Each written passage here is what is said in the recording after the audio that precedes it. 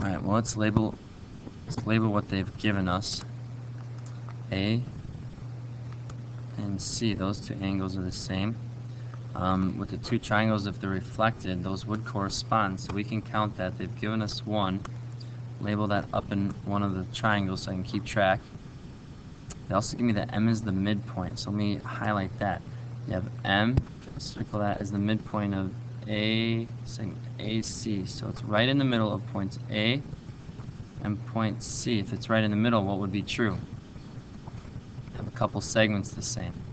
If you want to use definition, by definition the measures would be equal, or since we're looking for corresponding congruent parts, the midpoint theorem says they're congruent, so I'm going to name segment AM congruent to segment. Now this is a reflection, so where does A end up when it's reflected? A corresponds with C, M stays put. That does represent a set of corresponding congruent parts, so I'm going to label that one in my picture too, kind of keep track of it. That's two down. I need one more. Well, they share a side, but if I do the, RPC, that's a swear word. You have, it's not one of our choices. We have side, side, side. You have side, angle, side. A couple sides there, but the A has to be in between the two S's, or the S in between the two A's. But we don't, looking at what we have, the A is not in between the two S's, so it's not good enough. We're not going to be able to use that unless we can get another angle along with it. So what do you see? What else can we use here? It looks like we're going to use the same thing we've done the last few. If you made it through 22 or 21 or 23, and that's an isosceles triangle. Do you see where your isosceles triangle is?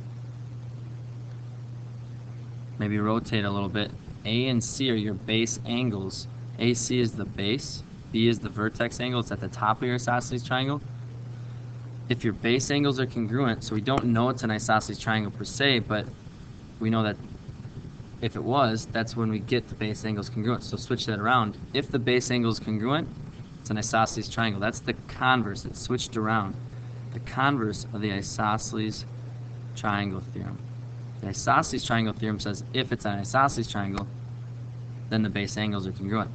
But I know it the other way. The base angles are congruent. I can say it's isosceles and say those two sides, AB and A correspond with C, so CB are congruent. Right? Maybe I'll highlight this whole thing.